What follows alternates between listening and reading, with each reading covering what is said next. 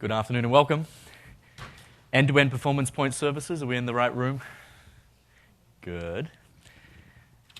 My name's Peter Myers and I'm a mentor with SolidQ, a global group of SQL Server experts. We specialize in the BI space also. And I have about 14 years experience working with Microsoft products from a development point of view as a SQL DBA, as a developer, and more recently over the past 5-6 years working in the business intelligence space, where PerformancePoint sits very neatly into. So you might detect an accent. I am Australian. I have been living in San Francisco for the past 2.5 years. And I include here on my introduction slide my email address. If there are any questions in relation to the material, you're welcome to contact me or hang around offline at the end to ensure that any of your questions, any doubts, anything that requires clarification, you get in this session. All right, so the agenda for this session is to, first of all, introduce PerformancePoint services. We'll make it clear to you the audience that PPS, as we'll refer to it, is targeted at. Then importantly, we'll introduce to you the 7 elements that are required to produce a PPS solution, effectively a dashboard. And then end-to-end, we'll take a look at what's involved in creating the 7 different types of elements and then to deploy a dashboard. And I'll interleave various demonstrations throughout the presentation. So let's start. PPS 2010 is the next generation performance management application from Microsoft. So that deserves a little bit of explanation. As a next generation application, in my thinking, it's really a V3. Did anyone remember the Office Scorecard Accelerator for 2002? It was a free add-in to Excel that leveraged Analysis Services 2000 to help produce scorecards. Okay, that was perhaps Microsoft's first release into the area of performance management by enabling you to produce scorecards and define KPIs. We then saw a product, a standalone license product known as Business Scorecard Manager in 2005. And then we saw PerformancePoint services in 2007. In fact, it was PerformancePoint Server, a separate license product.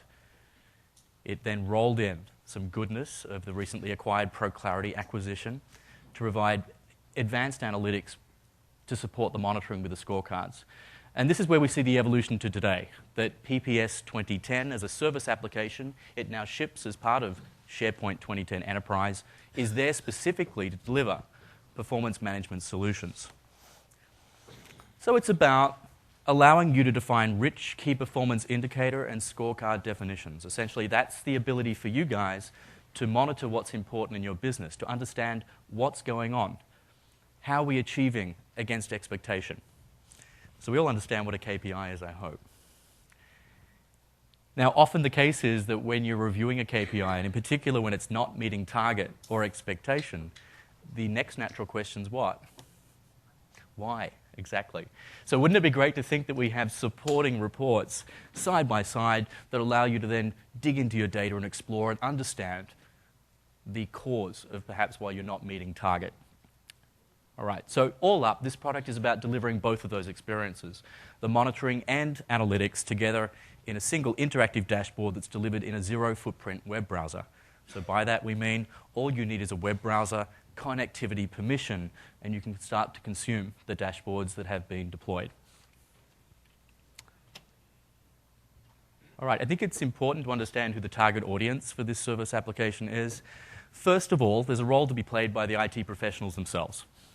So they'll be involved, typically your SharePoint administrators, in installing and configuring the PerformancePoint service application. And it's in my thinking that they'll also be responsible for developing, securing, and managing the business data sources. We don't expect the end users to necessarily know where our databases reside or what authentication should be used to get to them. So let's leave that in the hands of IT. They will create these data sources, they will secure them, approve them, and make them available to the general audience. And that general audience then are the power users and potentially developers. So they're tasked with creating lists and libraries of PerformancePoint services items. Those items could be key performance indicators, scorecards, reports, filters, dashboards. And then from those items, they're able to produce dashboards. And they'll then go ahead and deploy them. And then the final group that we'll then consider are the information workers that are simply there to consume what's been published. They need to understand what's going on, potentially why things are happening. So they can browse and interact with published dashboards in SharePoint, and they have the potential also to export scorecards and reports to Excel or PowerPoint.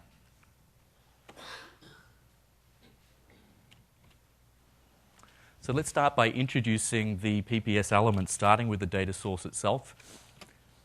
Okay, so the data source is going to connect to your business data stores.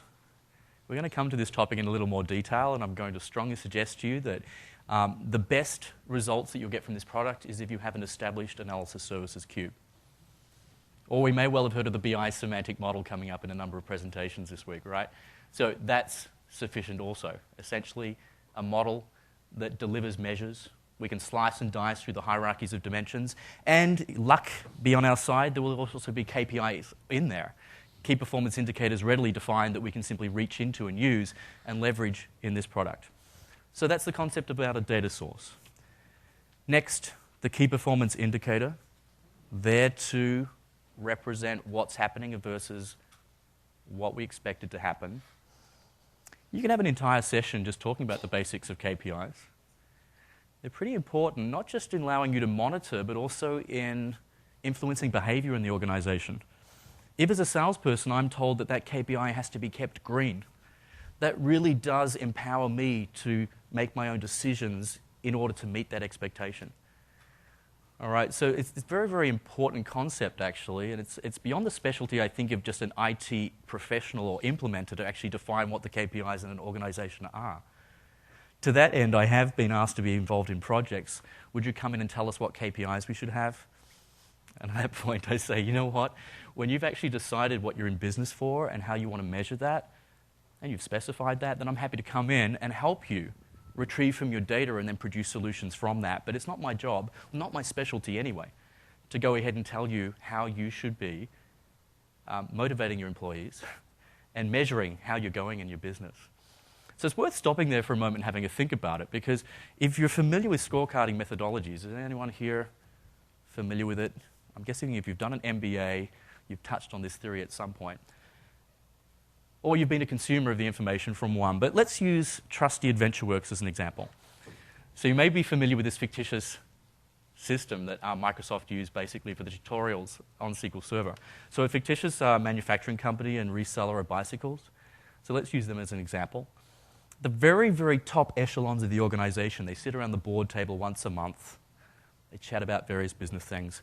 But they need to be guided by something, like what are we in business for? And ultimately, they're the decision makers and the stewards that define that, for example, AdventureWorks are here to become the #1 bicycle manufacturer on the planet. That's our objective. Now, in order to meet that, we can't go down to the rest of the organization and say, right, we're here to be the best manufacturer on the planet, go do it. What you're likely to find is that as you come down the hierarchy of the organization, at departmental level and so on, is that there are going to be objectives that align to the overall objective up here. For example, manufacturing are going to say, we're going to reduce defects. That's one of our objectives. We're going to decrease production costs. And then HR are going to decrease employee turnover, and so on and so on. All aligned ultimately to deliver the fact, or aligned to the fact that we want to be the best performers. Now, how do you actually measure that you're meeting those objectives? There's much truth to be said about that if you can't measure something, you can't manage it. Some wise person spoke of that, and I can't remember who it was. So what it comes down to is that when we have this hierarchy, this skeleton of objectives, that somehow we need to attach KPIs that connect to our data, that allow us then to rate, or rather to score, how on track we are with defects, customer complaints, employee turnover. And it's these scores that we allow to aggregate up this hierarchy to eventually produce this overall score to tell those board of directors, are we or are we not the world's #1 bicycle manufacturer? That, in about a 2-minute summary, is what's involved in producing performance management solutions. It's about defining objectives, hierarchies of them, then defining appropriate KPIs, attaching data to them and allowing their scores to roll up to measure, are we on track? All right, do you think this is the responsibility of the IT department? Probably not, unless we're talking about IT-specific objectives. And so I'm always cautious, particularly when I teach this topic, to say, don't take it on board that you're the person responsible for defining KPIs, because how seriously is the rest of the business going to take it if they're being measured by this developer over here's idea about how they should be measured? To take it seriously, it has to be endorsed typically from the very top echelons of the organization. Now, don't get me wrong, I'm not discouraging you about this product because this is a pretty versatile product as it is. But the true scorecarding methodologies support that type of design. Okay? And this product will support that. But you can come in at any level. I'm just making you think a little bit about what it is to define a key performance indicator and to have it adopted and supported. So up to step 2, KPIs. In order to represent these actuals and these targets, it has to retrieve data typically from some data source. And that's where we see the relationship here. We can retrieve an actual metric and a target metric and other metrics if necessary. The third element then is how do we represent that, typically graphically. And so when we talk about KPIs, you typically see the examples of traffic lights. If we're on track, you see the green, off track, red, slightly off track, amber. All right, and there's an example of a 3-level indicator. But indicators could have more levels than that or less. It depends on how you wish to measure and convey status or variance. And you have the ability here and the flexibility in this product to define indicators that work for you. KPIs as standalone objects aren't useful until they're embedded into a scorecard in this product. So a scorecard then really is a collection of perhaps one or more KPIs. It could be that objective hierarchy I've just described. A scorecard could define this hierarchy at the very top, be the world's #1 manufacturer of bicycles, and produce a structure right down the bottom and attach those KPIs. And then we have that ability to roll up in a single scorecard and evaluate where we're at. Or a scorecard could simply be like a report. It's very flexible in this product, whether it's a hierarchical structure of objectives and KPIs, or simply a KPI with an actual that behaves just like a report telling us about actuals. Take your pick. It's flexible. Now, the beauty about scorecards is that they interact with data sources as well. So the richness of our data sources, particularly cubes that expose dimensions and hierarchies, can be used to place their memberships across the columns. So give me the 4 quarters of the current year, and then down the rows, go and give me the countries. And then I can break that KPI up and slice and dice it by time and geography in one view. All right? The beauty about this is it also supports interactivity, so multi-level hierarchies, the ability to drill down from country to state to city, to then drill in and understand what's happening at lower grains of detail. So what I've just presented to you are the monitoring capabilities of this product. KPIs, indicators, and scorecards support the how are we going questions. The why questions come in with the reports. All right, as I said, you discover something's off track or unusual. Next question is why? Wouldn't it be great that the report is going to then allow me to interrogate and understand what's going on? There's our analytics. Now, in order to produce a dashboard, you see, we're not up to a deployable stage yet. We're still building from these blocks. We introduce filters that support the interactivity with the user, typically to filter. What time period are you looking at? What country, department, and so on. So we can define these filters as standalone objects for reuse across multiple dashboards. And finally, we get to that point, a dashboard where we assemble it from filters, scorecards for monitoring, and reports for analytics. And we're now at a point where we can save this item and then publish it.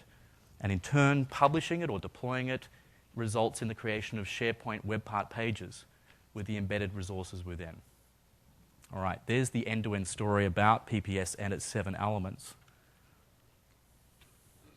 So let's take a look at them in more detail. So starting with the data sources, and as I suggested, I see this the role of the IT department, typically, to go ahead and define, approve, secure.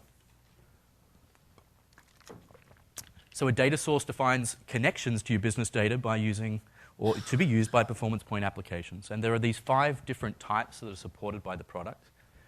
Now, notably, the first, analysis services, is the only multi-dimensional data source type that is supported. The remaining 4 are considered tabular. So analysis services 2005 or later is supported, is strongly the preferred type, and yes, I'm biased. It's my expertise. I love cubes, and so I really push this with my customers, but for many good reasons that I'll detail during the presentation, but summarize now. First of all, cubes are there as models that deliver high performance, even over large volumes of data. That's their forte, is to produce aggregated data and to allow the efficient slicing and dicing of it, which is typically what you want in this scenario. Give me my date, country, and city, and so on. Next, analysis services cubes support, as first-class database objects, key performance indicators. So wouldn't it be great to think that we could define this KPI once in a model we now refer to as a BI semantic model, and then that's available to people to connect to in pivot tables in Excel, to produce reporting services reports from, to leverage here in PerformancePoint services. There's no need to duplicate the definition of this KPI. We simply leverage the single version of the truth that's been published and is accessible by all. And then third, supports interactive features in scorecards and reports. So you'll discover, in particular, two report types, the analytic grid, analytic chart, very much the goodness that got baked in from the ProClarity acquisition, are only supported if your data source is analysis services. So when you see this fantastic interactive experience in a web browser, remember there's a cube in the background to support that. So a word about the remaining four. A word? Actually, I've got more to say than a word. Avoid them if you can, but there are some advantages to their use, and let's discuss that. So when it comes to Excel services, this is a service application that's delivered as part of SharePoint 2010 Enterprise and 2007. And essentially, it's the ability to publish a workbook to SharePoint and then use a server-side service to load, requery data sources, recalculate, and to produce a result back to the client. Now, PerformancePoint services can connect to tables. So we're talking about the tables inside an Excel workbook and consume the data from these. There is a problem with this, though, but Excel services doesn't support live connections to feed tables themselves. So you're going to have some latency if you're going to work by this approach. But it could well be that you have certain business logic that manipulates data that's reasonably static. So there could be a good business case to go ahead and assemble data in a workbook, publish it to the server, define the range, and have PPS go ahead and query from it. For example, the target for profitability. It doesn't change often. We set it to be 3.5%. Bang, we just lock that into a cell of a workbook, and we can query that. And that's particularly useful if you have users that are not cube aficionados or have permission to modify data in our source systems, because they need the flexibility to maintain these target values, and that's one location they could do it. The third one here, the import from Excel workbook, literally says import. The content of a worksheet or a workbook is actually stored in the data source definition, so it truly is static until such time that you refresh it. All right, it's not using Excel services. It's simply copying the content and that it's published to SharePoint. SharePoint list is probably a better example when I was describing profitability. If you want to maintain a value and you don't have those permissions or skills to go and change values in source systems, then you may well have the permission to create and maintain items in lists. And in fact, that's the forte of a SharePoint list, is that it really is targeted at individuals that need to maintain lists of data but don't necessarily have those skills or permissions. So when it comes to targets or perhaps some actuals, we could maintain a list and use PPS to connect to it and query it. And finally, the SQL Server table or a view allows connecting to an object in a SQL Server database and querying from it. So as I mentioned, these last four are referred to as the tabular data sources. And so a note about this is that PPS loves multi-dimensional structures. And so if you're going to give it a tabular structure, internally it will convert it to a multi-dimensional format for its purposes. Now, don't get me wrong, it's not analysis services it's converting it to. It uses what's called the tabular data source provider, I think. What is it? TDSP? There's some acronym for it. But there's going to be a cost to pay for this, because every time PPS needs to get to this tabular data, it has to retrieve it from the source, convert it to this multi-dimensional format, and then make it available for the internals to use. So there's just one more good reason not to consider using these tabular data sources. Again, I'm biased. I think everything belongs in a cube. But I have to remember and appreciate that the target audience here may not work with cubes, know how to work with cubes, and require the flexibility that these tabular sources can give. Just be careful of volume. If you start working with items that are greater than 10,000 rows, you're probably going to notice some extreme degradation in performance. Okay, so great question. Power pivot integration, is that supported? Well, yes, in terms of the fact that when you publish a Power Pivot workbook to SharePoint, you can connect to it via its URL. Essentially, it is a BI semantic model. Okay, in the V1 release, we really don't recommend it because it doesn't have the ability to define KPIs, but it is something you could connect to. Most certainly, as you may have discovered in presentations this week, KPIs are first-class objects of the tabular approach to producing a BI semantic model. So it's a perfect data source to consider in the Denali release. Another question? The business data catalog, no direct support for it. So what are we going to do? Where's our data coming from? Is it some Oracle system or something? Okay, so what are we going to do if our data is Oracle? Well, build a cube from it. Right, you could expose it through an analysis services cube. Excel services might be able to pump in a static snapshot of it, and you could get to it that way. You could lose a link server. Thank you. Actually, I'm going to give you a cube for that. Who said that? This is sharp, so I'm cautious about throwing it, but bounce. Sorry about that. So the concept of linked servers is a classic. You know, if Microsoft's saying there's a restriction, you can only use SQL Server, fine. Have the DBA configure a link server and use expose other data source data through views. All right, creating data sources. That's the story we had to have. So let's switch across at this stage to demonstration to at least kick off some development. And so what you see before you is a SharePoint site that I've created called AdventureWorks BI. When I navigate here using the quick launch to the data connections library, so in fact, this is a BI Center site template. Well, it was created from a site template that consists automatically of a dashboards library, data connections library, PerformancePoint content. So it's all ready for you, or your users, to go ahead and start becoming productive. So selecting data connections, you'll note that I have an ODC file here, an Office data connection file. That's to support an existing Excel report that I have. Reporting services, data sources from a previous demonstration, I think from Monday. But the demonstration proceeds by going ahead and creating a new document. And the request here to create a PerformancePoint data source will then go ahead and launch the dashboard designer. So when it comes to defining these 7 types of elements, we do so in a Windows interface. And if it's not already installed, the Click Once deployment process will detect this, and it will download, install, and launch Dashboard Designer for you. Okay, now this might take a little while the first time, so I'll keep talking. Or are there any other questions? Yeah, so you threw out linking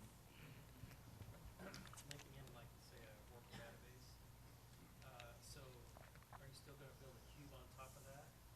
So back to the Oracle discussion. So how else can we expose Oracle data? Yeah, analysis services supports working with Oracle data, so you could build a cube on top of Oracle and then connect direct to it.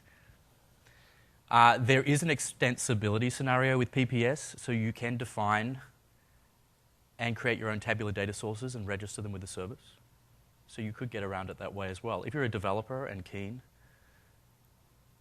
okay, I would suggest exposing it through a linked server is probably easier than getting into code. Another question over here.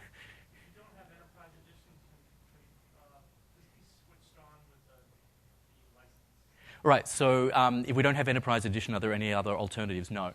Only delivered with SharePoint 2010 Enterprise. Okay. All right, so here we see Dashboard Designer. So note in the bottom status line, it's telling me that it is connected to my AdventureWorks BI solution site. It's still loading up the workspace here for me. So a workspace is pretty much your project space. All right, you typically save this workspace document locally, but the content will be saved back to the SharePoint libraries and lists. All right, so what you'll see it doing here is it's actually adding the data connections library into my workspace And because it knows that I've launched this to create a data source, it's actually bringing up the interface to say, what type of data source is it that you're going to create? Now, the cool thing about building up libraries of PPS content is that they become building blocks for other experiences. If I go ahead and define this KPI that measures customer complaints, that could be relevant to someone else in my team. And so providing they have permission, they can come to their workspace and say, aha, there's Peter's KPI. Add that into my workspace, and then I can add it into my scorecard and so on. So the great news is with the versioning capabilities of SharePoint that if my colleague decides that, yes, it's not exactly what she wants, Peter wouldn't mind if I change a couple of things about it and I'll save it back. I probably might mind. The fact is that version control will mean that I can go back and see that someone's actually modified, go back, roll back changes, inspect where changes have happened, so I can open up my workspace and say, show me, and detect changes that have happened since I've published it. So in a sense, it's also managing like a source control system of the items as well. So while it's not strictly a source control system, it supports many of those features to understand version history, rollback, detect changes, and so on. So here we are, workspace consisting so far of the data connections library. I'm now being prompted to go ahead and create a data source from the 5 that are available. Of course, I'm going to use analysis services. So let me just switch across and show you here in SQL Server Management Studio, I have this database called Sales Analysis that consists of a single cube called Reseller Sales. And dimensions, fairly straightforward if you think about a sales scenario. When did it happen? Well, we have a date dimension. What are we selling? We have products. Who sold them? The resellers and the salespeople responsible for these. So it just so happens that the salespeople are being measured against expectations of quotas. So we have 2 measure groups here of the sales that have happened and sales quota. And then built into this cube is a KPI. So let's go ahead and connect to it. So what's happening right now, it's actually creating the data source in the SharePoint Data Connections library. You can see this window coming up right here. And just to provide you some evidence of that, if I now reload this,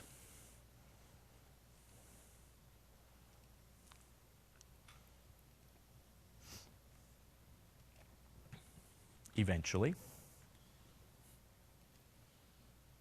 So this would be done by the IT SharePoint. I'm sorry, could you repeat the question? So these steps are being done by the IT. Yes, thank you. I'm wearing this hat that says I'm from the IT department at the moment. It doesn't necessarily have to be done so, but in respect to who this target audience is, it's usually beyond them to understand what server is hosting this database and cube. And in particular, if DBAs decide to shuffle databases around to, consolidate or, underutilized servers and so on, we shouldn't expect end users to know about that. We simply change the definition here and everything just continues to work, right? There we go. So we have this data source with a content type of PerformancePoint data source called new data source. And we switch back here and see, sure enough, it's prompting us then to go ahead and rename that. Now notice also here that it's version 1. And then when I come in here and say, well, this is really, and we're connecting down to cube within database. So the name of the cube is Reseller Sales, I think. Let's just confirm that. Yes, the cube is called Reseller Sales. And so here in the design pane, the editor tab allows us to configure server location, the database on that instance.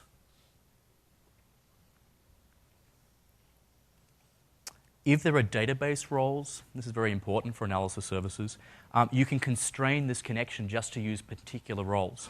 So it could happen, because analysis services only uses Windows authentication, this account that we'll talk about in a moment, could belong to multiple groups that in fact belong to multiple roles. And so for just to be sure that you're only delivering a certain subset of that database, you can restrict it to a comma-separated list of roles here. Then you have to come down to cube level, and there we go. If you have perspectives in the database, so perspectives are a narrower representation of a cube, typically used to say, well, we've got this huge cube with multiple subject areas. And what we do is we create perspectives to allow users to connect to particular subject areas. So you might find you want to connect down to that level as well. That's an enterprise edition feature of analysis services. So you have this choice to configure individually, or if you know how to construct a connection string, you have that choice as well. From a point of view of authentication, part of the setup, and IT will have done that, is that an unattended service account is specified. So credentials are stored in the secure store service, and they are used to connect to analysis services. So you need to make sure that the credentials in the unattended service account have the appropriate permissions that you require here. All right, now, if it's important that end users that are querying. Sorry, just a quick question.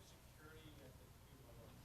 Like financial security or network security? So the question is, what if we have security at the cube level, and I hope you do, so that is applied. So essentially, whether you tell it these are the roles to use, providing the unattended service account is a member of those roles, it will be constrained by the definitions you have there. So this role might say, you can only see the metrics and measures for the United States. Okay? And what if you have users, specific users assigned to different member sets? All right, so that's where I'm heading. What if, see, the default here is saying all users get to see the same data because it's the single credential being used to connect everybody. Now, that's the default, and for a good reason, because it's much more efficient for the server. It doesn't have to cache per user. Okay, but if it's important to you that data is sensitive and that the American users should not see what the European salespeople are doing and vice versa, then you have two other options for analysis services, and that is we will still use the unattended service account, but the username will be added to the connection string. And that will then enable a Cube developer to define roles that will, through MDX functions, retrieve that string value and perform some acrobatics with MDX to define what they can or cannot see. Okay, now the reason you would choose this option is that we don't have Kerberos delegation in place. And so the identity can't pass from the PPS service down to the data source itself. All right, so this is a way of getting around that by simply passing the username as a string, but then at the other end, the Cube developer has to recognize that that string is coming and do something appropriate with it. If you have Kerberos delegation in place, great. The identity of the requesting user can be passed via the service direct down to the database. These are the three options that you have.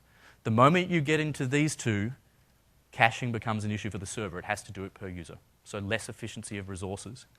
But if that's what you need, that's what you get. All elements that you define have these common properties. So a name, a description, person responsible, and you can keep a folder list. So you can create like a folder hierarchy just to make it more manageable for you to store and locate the items. In addition, you can add custom properties. And those custom properties could be of type text, decimal, date, or hyperlink. And this is just a way of extending the definition of each item if necessary. Now, very special for data sources is the ability to define how time works for the data source. And this is really, really important because it's quite common when producing reports and scorecards that we do things with time like, what about the same time last year, or the prior period, or year to date? Now, there's a very special capability of this product that if you define how time works for the data source, then the end user, who is not necessarily a query expert, can use what's known as Simple Time Period Specification Language, STPS. It's basically English constructs like this. Year minus 1 means last year. Year.first month means the first month of the current year. Year.first month, month means the first month of the year to the current month. There's year to date. And very, very intuitive. And it supports the creation of expressions that can be used in scorecards, can be used as filters, and so on. But only providing you've gone ahead and you've configured the data properties of the data source. So for a multi-dimensional data source, the analysis services, you need to configure which hierarchy will define time. And that's pretty straightforward. Usually the Cube has that concept. And then we come to the membership of that hierarchy, and it doesn't matter what you choose here. So I'm going to choose July 2008. And then I tell it that the granularity of that is we're at month level, because it has no idea, and now it does. And then we come to a calendar, and we say, well, let's remind myself, July 2008.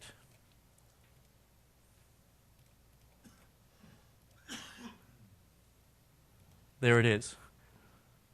So we have locked in a single member on the hierarchy to a calendar, now providing and it's a good practice, that the cube developer has a contiguous range of dates. There are no missing dates in that sequence. Then PPS is now in a position to navigate any time. You've locked in one member against the calendar, it can work out anything from that point forward. The remaining steps then are to configure what the granularities of the level of that hierarchy are. So the year level is, surprise, surprise, a year, and quarter is quarter, and month is month. And now that's everything it needs to know about the data source to navigate time and to interpret the time period specification expressions that we create.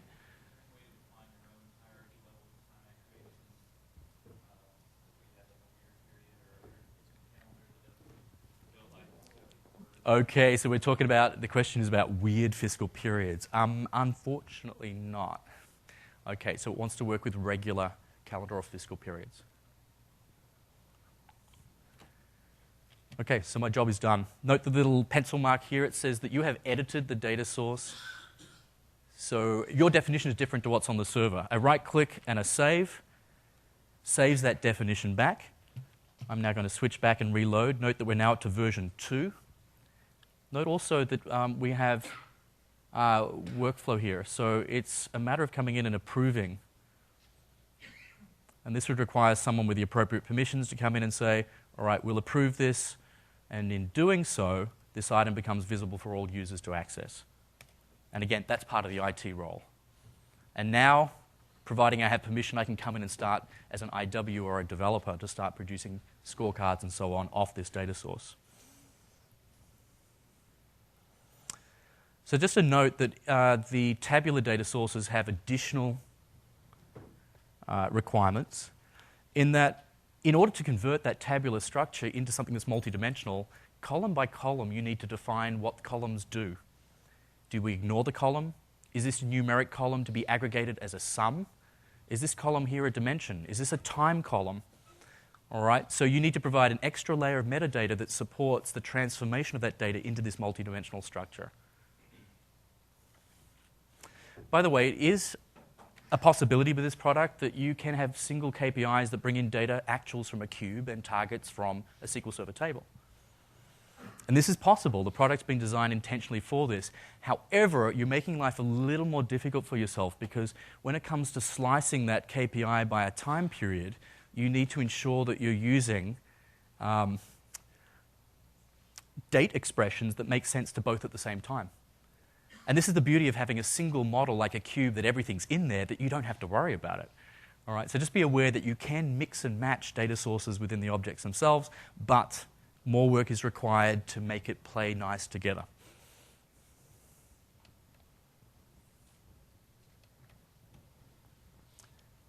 All right, next we take a look at indicators, perhaps the simplest, almost redundant item within this product. So these can be defined as sets of graphics, text, and colors used to define different levels of performance when comparing your KPIs actual to target. And the indicator levels then form the bands of the KPI targets. There are two types, centered or standard. So let me give you an example that if we're measuring sales, and I say that this is your quota for the quarter, and you must achieve it or exceed it. That's what we refer to as a standard KPI. Once you hit target, you're on track. It doesn't matter if you exceed it. We don't mind if you even triple quota, within reason, of course. However, the story is a lot different if I then say, look, I'm manufacturing pens, and the engineers created a design that said this must be, about 5 inches long. So if it comes off the manufacturing line as 4 inches, well, that's short of target. But if it exceeds target and it's 6 inches, well, that's just as bad. This is a centered. We want it to hit target, not either side, And so there's the difference. It's usually quite obvious from what you're measuring as to whether it's going to be standard or centered. So indicators support both types.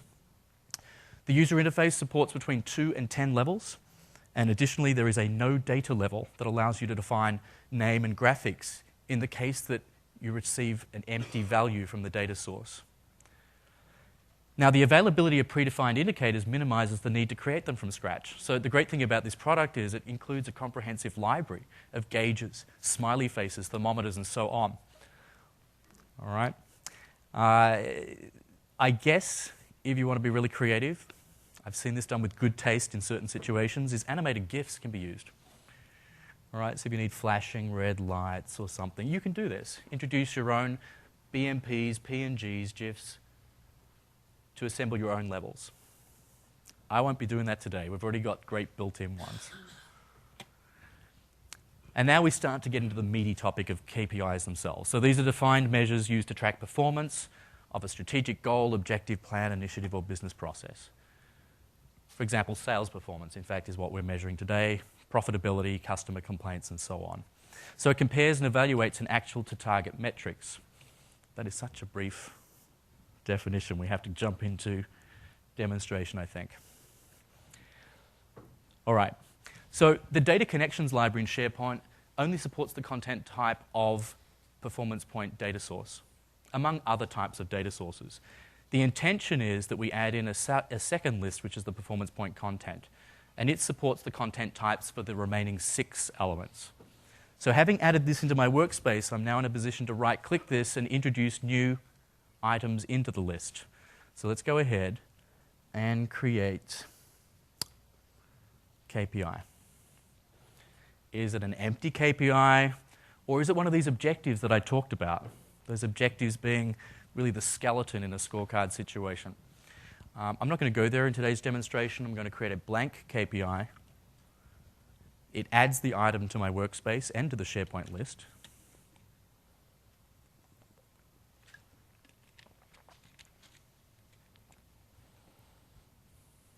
And at minimum, there are 2 metrics. The expectation we have an actual and then we have a target. So I'm going to call this simply profitability. For each metric, you can rename this. It doesn't have to be actual and or target. However, when it comes to aligning metrics in a scorecard, you want consistency of name. So consistency will pay off. Good news is, on the Edit ribbon tab, there is it the Edit? If I have multiple, you can bulk update certain items. So if you have lots of KPIs and you're looking to conform metric names, there is a great feature of this product that allows you to bulk update things like metric names. We won't need to do that today. I am quite happy with actual and target for now. And so each metric then is responsible for mapping to data. By default, it uses a fixed value and a fixed value of 1. What else can it do? All right, so for this demonstration, I'm going to change the source and say that its actual comes from the reseller sales data source. And then I have the ability to define MDX directly if I know what I'm doing, or more simply go ahead and say, well, let's go to the cube and let's bring in the measure that is the gross profit margin percent. As simple as that. And then I do have the ability to filter it. Perhaps I'm only interested in profitability for the United States or of a certain product catalog. And in addition, because I've configured the time intelligence properties, I could also slice it by time period. What I want is the prior year's gross profit, year minus 1, and I could slice by it. Okay, my recommendation is that you minimize the filtering at this point because you have the opportunity to filter in the scorecard itself by placing hierarchies on axes, and then ultimately in the dashboard, you have the filters that the user interacts with. So the more open your definition is here, the more reuse you're going to get out of that KPI. Okay, so no filtering will happen at this point. I'm going to come across to the number format, very different to the way Office formats. In fact, it's really intuitive. Just choose the type and specify, do I multiply it by something? I don't think I should need to. And there's an example of what it should look like for positive, negative, and 0. Great. Then we come to the target. So notice you can have multiple targets, multiple actuals, and you can determine what target compares to what actual. I only have one actual here, so it's just going to compare to it. I'm going to leave it as a fixed value. This is sort of unusual. Our target's 3%. When I say unusual is that if you're going to use fixed values, I'd suggest you don't hard code them in the definitions themselves. If it's just a single value, create that SharePoint list, put a single item in there, create a data source to that list and connect to it. And at least you can then maintain the value without having to check out, modify, and publish back changes to definitions. Okay, today this is a great way of demonstrating how I can do it, and also great if you've got a demonstration. You want to show management what they could do, put in some numbers that are representative of what they expect to see. It helps sell the idea to them in a dashboard that's driven just by fixed values. Again, similar formatting. And the selection of the target metric requires the configuration of thresholds. Notice when I select the actual, nothing, but it's the target. And this is where it starts to do its magic. What's the variance between actual and target? And then how do we define that in terms of the levels of the indicators that we're using? So it's this button here, Set Scoring Pattern Indicator, that supports configuring this. All right, you might need to be a little bit sharp with your mathematics when it comes to this, depending on what you're looking to achieve, but I'll make it easy for you. First one is really simple. Scoring pattern, is increasing getting better or decreasing getting better? Well, the more profit we achieve is probably a good thing. If I'm measuring customer complaints, I would like to see them reduce, so decreasing is better. And if it's monitoring the size of the pens coming off the manufacturing line, closer to target is going to be better. All right, so that's pretty straightforward. Next one isn't so straightforward. I made mention earlier that a scorecard is a collection of KPIs. Those KPIs produce scores, and they can be aggregated. So this is really talking about how this score is going to be computed. And the default is probably what you want. It's banned by a normalized value of actual versus target. So it's basically the ratio of actual divided by target. If my target's 100 and I sold 90, the score is going to be 90%. Sort of. There's a bit of a twist to it because the ratio is really actual minus the worst possible value divided by target minus the worst value. You have the ability to say with the worst value when that score would hit 0. Even though our target's 100, if we sell 50, we're not even covering fixed costs. That's bad. At that point, that's a score of 0, not 0 itself. All right, so you can configure what the worst value is. Now, essentially, it uses that ratio, but there's one more step to it. That's what we call a raw score. But when you assemble a scorecard that consists of different types of KPIs, customer complaints, manufacturing defects, and so on, their scores truly aren't additive. You can't add apples and pears together to make something sensible. So the normalization twist is that it takes the raw score and it normalizes it into a value that is additive across other KPIs in the scorecard. All right, so essentially that's what this is doing. It is somewhat described here. But to be honest, it really doesn't make sense until you throw some numbers in there and you actually look at the results. There is some good web blogs that you can search on the internet. Do a Bing search, PerformancePoint, scoring. You'll see there's some good blogs that describe and provide examples as to how the scoring works. The second option basically says, we don't even care about the target. It's the actual is all that's going to be used for the score. And the third is, PPS has nothing to do with the scoring. It's the data source itself that will tell us. And we'll see this. Analysis services does it this way. 1 is good, -1's bad, 0's in between.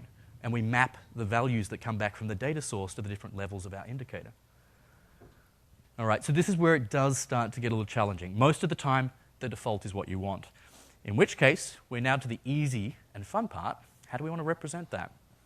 So these are the built-in available indicators. I'm just going to come down and choose the stoplight E small.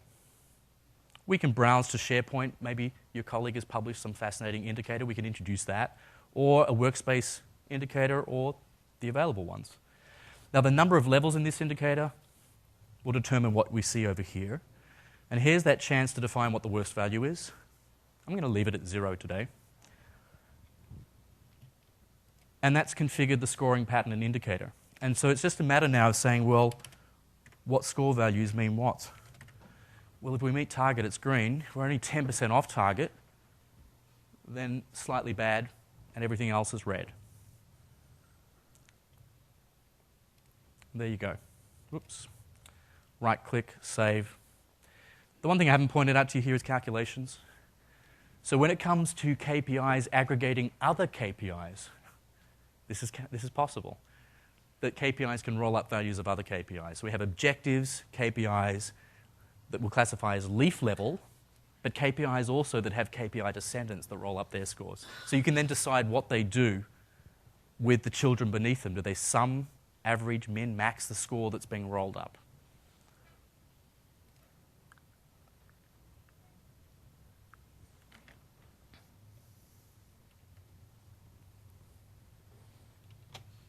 Scorecards. These depict organizational performance by displaying a collection of KPIs together with performance targets for those KPIs. They can be organized hierarchically using objectives. Essentially, they're KPIs without metrics. Non-leaf KPIs, that are KPIs that aggregate other KPIs. And multi-level hierarchies that allow us to slice and dice on the axes, the columns and the rows. They can be filtered to show only on-target or off-target KPIs. So there's a scorecard toolbar that we can interact with to filter what we see in it. And it supports annotations on by default. So users can say, aha, I need to say something about this value here. Let me right-click annotation, and then it will be time-stamped with the user's details and their comment. Now, the creation of scorecards is two approaches. We can right-click New Scorecard, which is what I'll do here, but by default, the wizard is turned on. And the approach of the wizard is actually to help you by defining KPIs at the same time. Whether this is a good thing or a bad thing is up to you. Personally, I just come in here and I choose a blank scorecard, and then I place my existing KPIs into it and I build it up from there. The benefit of building a scorecard with a wizard, basing it off the analysis services template, is we get the capability, when we base it off the data source, to import KPIs that exist in that model. All right, now the choice of word here I still dispute.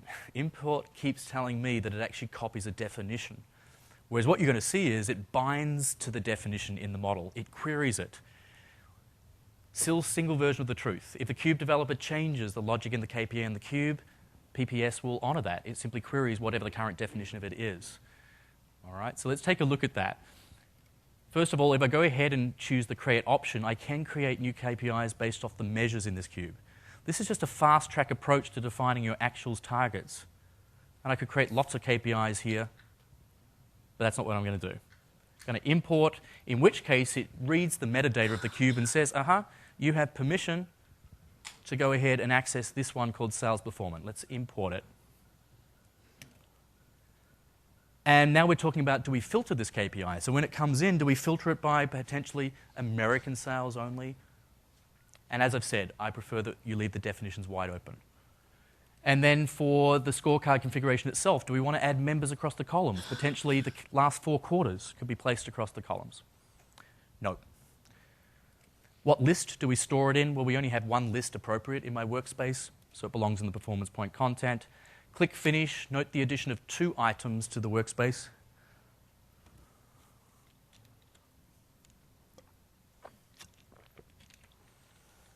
First, the imported KPI, then the scorecard, and it will embed that KPI into the scorecard.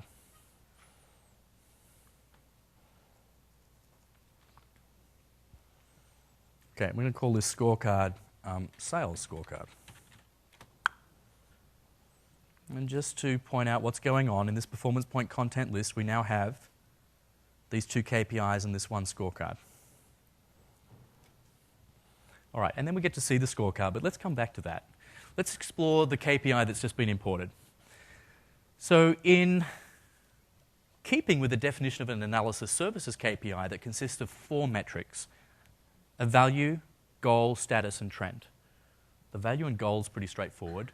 The status is pretty much an assessment of the variance between the value and goal, and the trend is another metric that provides information across time. How does it compare, variance-wise, to the previous time period? And it's typically represented through arrows. Up, we're improving. Down, we're getting worse than the previous time period. Sideways, no change variance-wise. Okay, so the cube developer will have gone ahead and configured those 4 metrics. So what I'm going to do is this. First of all, I'm going to make sure that we're consistent with our names. Actual. I want these to line up in the one scorecard. This one here is simply going to be called target. And I'm happy to just keep trend as it is. We don't have trend in my profitability. So when we take a look at each of the metrics and look at the data mapping, pretty much here is that binding to the KPI definition. In the MDX function library, there are KPI functions that retrieve KPI value, KPI goal, KPI status, KPI trend. All we need to do is pass in by name the reference to the KPI in the model. And there we go. I need to format it. And we're good. And the target, same thing. This time use the KPI goal MDX function.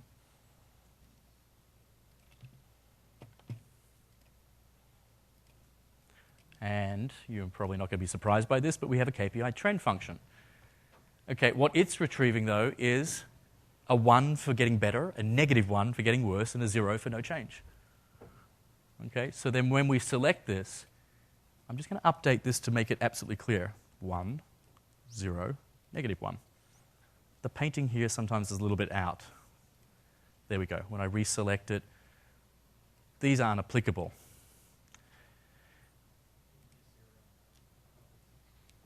I could do a number of things. Let's take a look at the target then. So at the set scoring pattern and indicator, here we are with this band by stated score. It's not PPS that's going to be determining anything. It's going to retrieve a raw value of 1, -1, or 0. All we have to do is map them again. So you can see if you move forward in the progression here, once you've selected an indicator, which, by the way, the Cube developer had provided by name what the type should be, pretty much here the data mapping is saying use the KPI status to look up that value. All right, remember this is all automatic. So I'm just going to modify this to say 1, 0, -1. And we're on track there as well. Okay, let me save that definition. 2 KPIs now. And here we are at the scorecard. So the scorecard was added, and it placed the KPI in. Let me just go ahead and update. And it comes back and tells me, wow, that I have no value or goal. Oh, you know why? Beginner's trap here. Take a look at the details. These are the KPIs I have, and these are the metrics that are available. Look at the metric names up here. Because I renamed them, you can't look them up anymore. So what I'm going to do is delete. Delete everything. In fact, delete everything. My preference really is, and I think there should be an independent import KPI function. I should be forced to create a scorecard to import some KPIs. But anyway, don't get me started on that one. I'm going to go ahead and just create a blank scorecard. And we'll start again. Sales scorecard. And now I can bring in my profitability and my sales performance. 2 KPIs side by side. Note the way automatically the 2 metrics come in. When I click update, there's the values coming in from the data source. Be careful not to interpret what you see now because it's not being filtered by a time period yet. Unless you choose to place time members on the axes of the scorecard, more commonly in my designs, I like to see them as filters in the dashboard. So you're not really going to see some realistic data until those filters are applied. If I want that trend, I simply drag the trend metric in. And of course, trend is only going to be applicable for sales performance. Okay, now with trend, I'm going to select it and come to the metric settings and say, look, I really don't need to see that value of 1, -1, or 0. So no value for the data. I don't need to see a variance either. All I'm interested in is that graphic. And then I can select the column and center it. Okay, next. You can include aggregations. This allows you to introduce columns that will aggregate across the other columns. For example, I might have the 4 quarters of the year. I could have average, min, max, sum, or trend. Is it getting better or worse across the row? Dimensions. All right, so this is where we can introduce the hierarchies onto the axes. So I'm interested to know and analyze these by salespeople. So notice when I drag this hierarchy that before I let go of the click, I have the ability to make it a sibling above, below, descendants, or ascendants. So I might, in this case, go for ascendants and say, just give me Europe, North America, and Pacific. So you can be explicit with your selection. What's very cool with this product is you can also use auto-select. Select all groups, countries, regions, and so on. And that will create an MDX expression embedded into the definition that will be dynamic. So in future, if new groups are added, dynamically they'll appear when you refresh the scorecard. Today, I will keep it static. Just Europe, North America, and Pacific. That's not what I wanted. Hey, yes, name sets would be here. So if the cube name sets are there, you can introduce them also. That would require that they've been defined inside the cube itself. Properties, these are the properties of your KPIs. Remember how we can extend properties by adding other? For example, who's responsible? Or what's a URL to the PDF document that describes in more detail how this KPI is designed to work? And that could link to a document in SharePoint. So someone looking at the scorecard could jump off and say, give me more details about the KPI itself. Now, what I'm attempting to do, hold on, where are you? Yeah, sometimes it's temperamental. I'm going to delete that. I'm going to bring in the salesperson again here. And so I want those three. And then I want to bring in my profitability. That's what I was after. And now when I update, see the way it's now slicing. Okay, I could choose better graphics, but it's slicing them by the groups so we can look at individual performance at that level. And I might come in here and say, for this, just up the font so it's a little clearer. Okay, and because I might develop some actions, just as a preview of what's going to happen, we're indicating that there's actions supported by clicking on the members here on the rows of this scorecard. Okay, if I come to the settings, I have the ability to turn off any of that interactivity if I don't want that supported. From a display point of view, what gets shown, the toolbar, let's turn it on and support all functionality. And do we support filters to filter by different types of status? Okay, I'm done. You can spend a lot of time here. That objective hierarchy I mentioned earlier about becoming the world's #1 manufacturing company, you'd spend an extraordinary amount of time building up that hierarchy of objectives and KPIs here, and then controlling how the aggregation of those scores will roll up.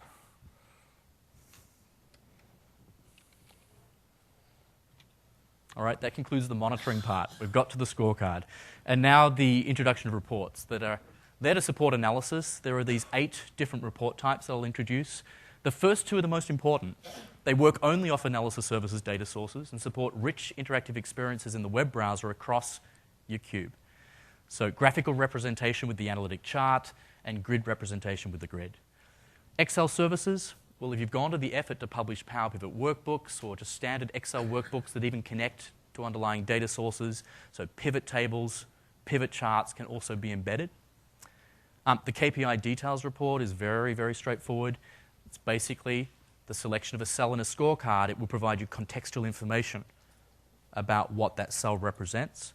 ProClarity Analytics Server page, really legacy for any companies that are using the older approach of ProClarity Analytics Server. Investments they've made there can be embedded into dashboard pages.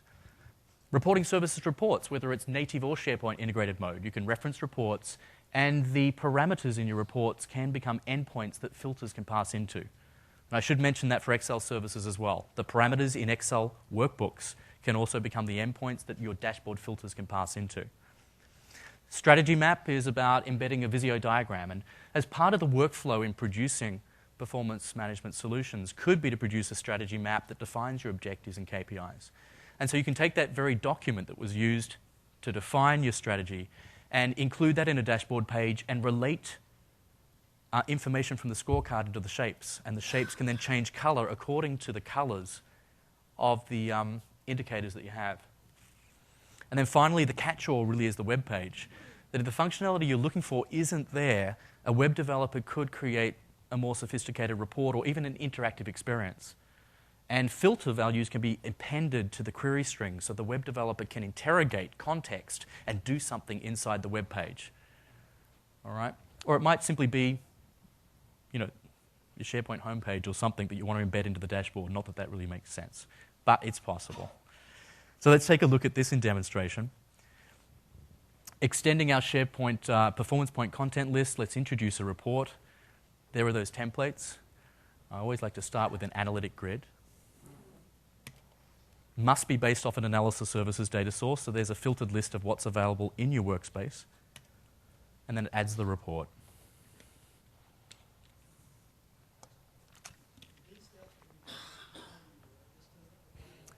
I'm sorry, could you repeat the question?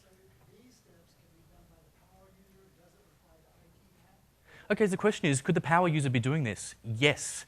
So take a look at the evidence that we're using a tool that is not Visual Studio. We're using a Windows application that is very much modeled on the Office 2007 look with a ribbon. So it's targeted at information workers, power users, analysts, and potentially developers as well. All right, and the drag and drop approaches you have here, have you seen me write any MDX yet? Any queries? You're abstracted from that as well. You can get to it in many cases, but you're abstracted from it, which is often the expectation that end users don't, or it's an expectation we have that end users do not know how to write that sort of query. So here's the data source. My intention here is that when we select the group, Europe, North America, or Pacific, I want to see this report update to show me the employees from there. And so in the columns, I'm going to introduce some metrics like sales amount quota, profitability, and then I'll place that salesperson hierarchy on the rows.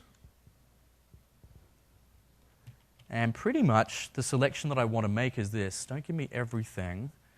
Right-click, auto-select, give me all the children, so the row level beneath. Give me everything at the leaf level structure. Give me all descendants, so the entire tree, or select everything at a certain level. So I'm just going to say, give me all salespeople. And sure enough, there's all my salespeople, their sales, their quota. Again, this is not being filtered by a time period, so take care not to interpret it. Note the way the color formatting, as the cube developer intended and was defined inside the cube, is flowing through to this product. And then next, when we right-click on members, you get a preview of the capabilities that will be exposed in the dashboard in the web page. So the ability to drill across, to filter out, to introduce properties. For example, I might want the phone number included in this report.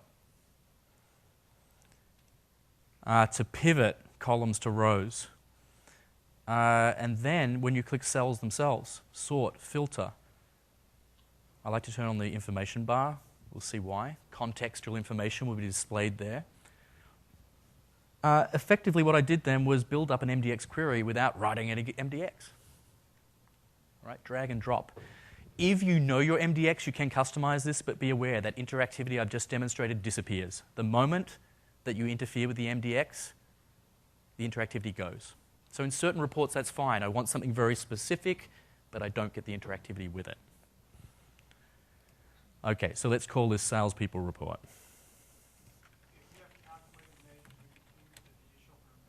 Yeah, these are calculated measures. Gross profit margin, gross profit percent. Okay, so they're just like any other measures. They're available for reporting from. All right, one last thing, the background. So rows and columns is pretty obvious. We've seen me assemble salespeople on the rows and add the measures to the columns. The background is like a hidden axis. So in recognition that my dashboard page is going to include a filter that's going to prompt for time periods, what I want is somewhere to pass it to. So I do need to include my fiscal hierarchy in the background. I could choose to slice it by a time period. For example, what went on in fiscal year 2010. Now we're looking at a slice in time. However, I choose not to filter it by anything because I recognize that once this is embedded into a dashboard page, it'll come from the filter. Very easy report to add. Too easy, in fact, is the KPI details. And it's pretty much saying, well, what do you want to see? Show me everything, basically. Nothing much to configure there.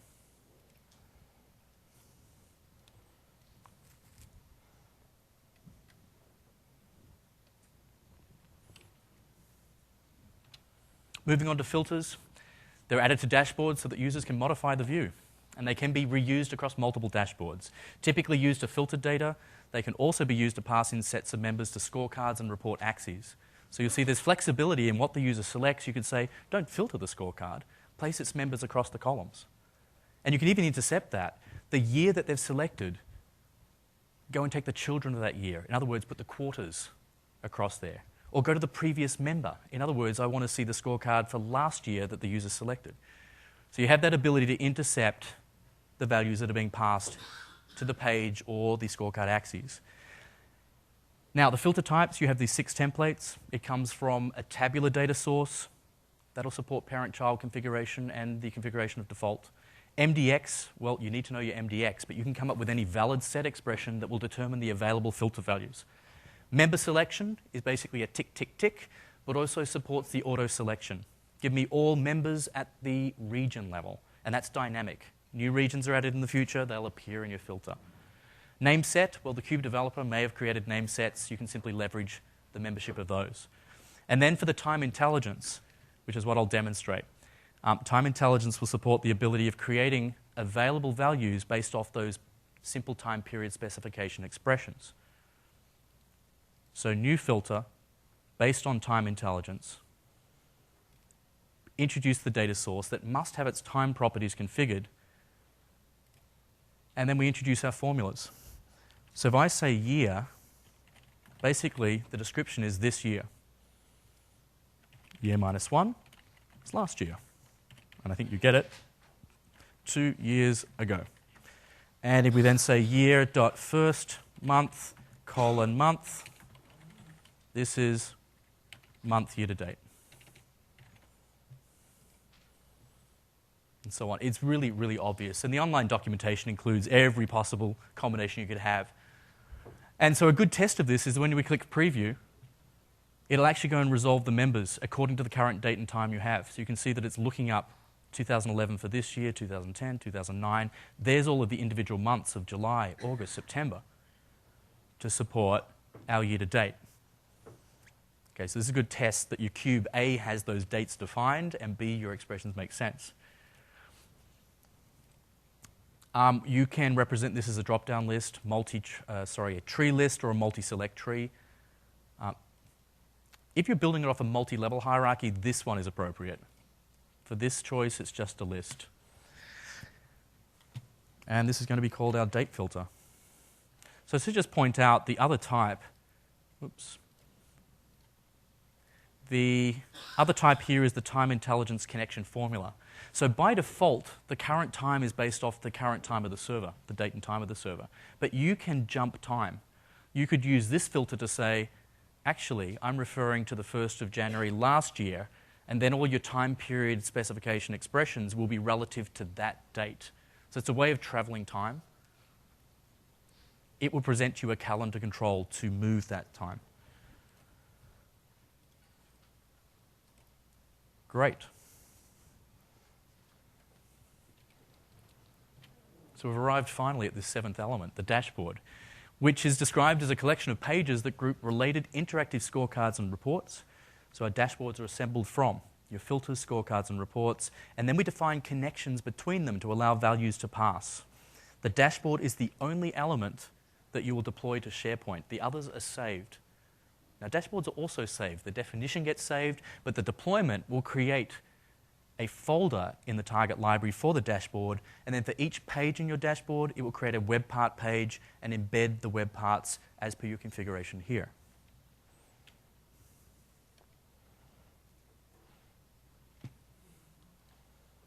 New dashboard. Choose a template. So this is basically the zones on a web part page. And we're going to call this the main page up here. We have the header, left, and right columns. And here in the details pane, we have the resources available for constructing. So the filter gets dragged into my header. And then I'll take the scorecard and I'll place it into the left column, and the salesperson report into the right, and also the KPI details beneath it. So there's actually 2 in that one zone. So with that, if I right-click on the edge of that zone and come to its settings, you can control size. But here for orientation, are the items vertical or horizontal? Or as is the case that I want here, I want them stacked. And the user will be presented with a drop-down list, and they can toggle between what should be on top. So let's define these connections.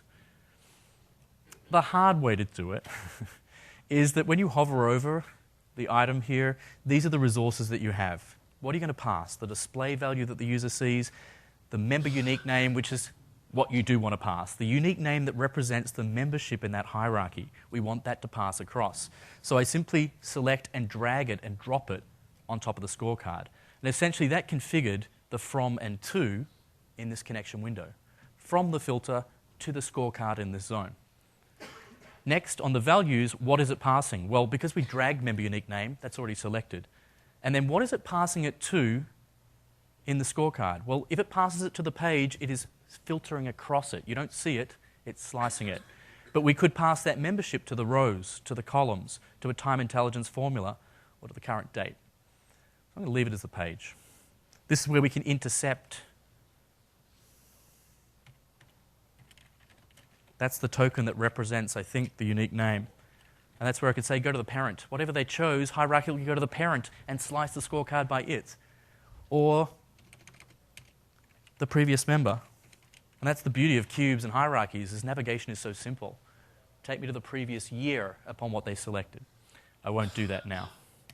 So that's created the connection from the filter to the scorecard. We do likewise to pass it into the report and the first report.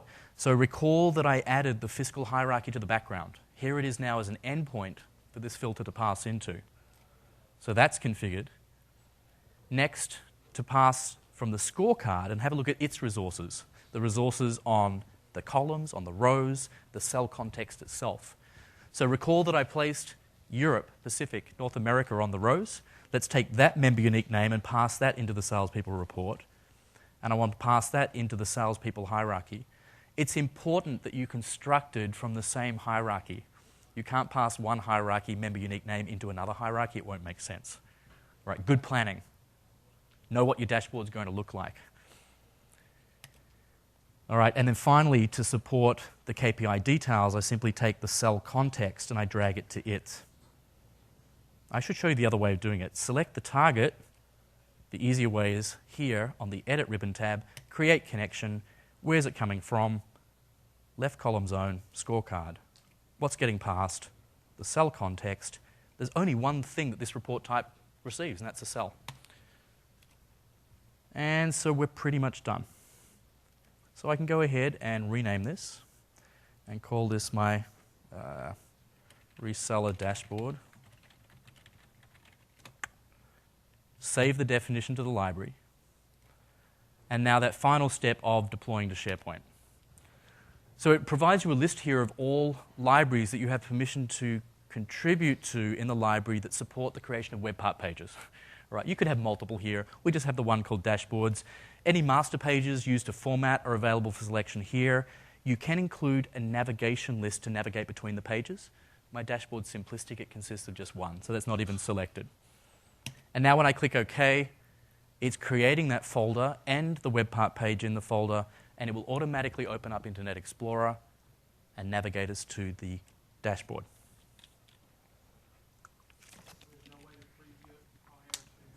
There is no preview capability. That was something that was available in the previous product. Now you must save, then deploy, and then take a look at it. But you can deploy as many times as you want. All right. So that says that you have to have SharePoint available, right? So let me reload the page just to get it rendering properly. Take a look at the available values we have. What was going on 2 years ago? We now have this ability to slice across the data. Let's go ahead and filter. Show me where things were off target only. Now, if I need more room, go ahead and open this up in a new window. And then you've got the full real estate here to go ahead and explore. And then I can drill down. Within Europe, what was going on within Germany? Well, I don't think I have. The sample data of 2 years ago probably wasn't there. That's my fault. I should have gone 4 years ago. AdventureWorks hasn't been updated for some time. Okay, now the selection of, let's put everything back and clear that. Let's go ahead for North America. Note the selection here automatically updates to show me what was going on in North America over here and the interactivity here. Now I'd prefer to go ahead and open this one up so it's in its own page. All right, then we have the ability to start doing things like this. Show me in chart form. Okay, this is interactive as well. Go ahead and pivot this. Hover over. Tooltips will show you contextual information. Okay, and when you're done, if you've decided you need that, you can export it to PowerPoint for a presentation or to Excel. I can then close that window. The other interactivity is from Canada, go and show me because I'm interested in knowing the breakdown then by category. Okay, sales amount quota doesn't make sense at this point because the cube doesn't slice sales amount quota by product. So let's remove that. I'm not interested in this one, get rid of it, but do bring in the order quantity. And then I want to know about this clothing. Right-click, show details, and this is a drill-through result coming from the cube. Now, the cool thing about this is export to Excel, and then you've got the ability to further analyze it, potentially with Power Pivot, to take that data to the next level in your own model. Note the color formatting as well. Right-click decomposition tree this time brings up a Silverlight experience. This is another Pro Clarity feature flowing through. The ability for then clothing to say, well, let's break that down by date. I want to know by month what was going on. And then within the month, let's break this down by my resellers and see what cities we were selling in. And voila, and voila. The ability then to sort, open this in a grid and further analyze it if necessary. Common question that comes up is, can I save or print those? Unfortunately, no. Maybe a screen capture. In this release, that's the best you've got. Okay, so enormous capabilities here. Providing your data source is a cube to provide this interactive experience with the grids and the charts. The last thing I'll point out to you is that I can switch across to the KPI details. Here's this stacked zone. So when I select this cell here, there's contextual information about why this is on target. All right, and that can be helpful to further explain the values that people see in scorecards.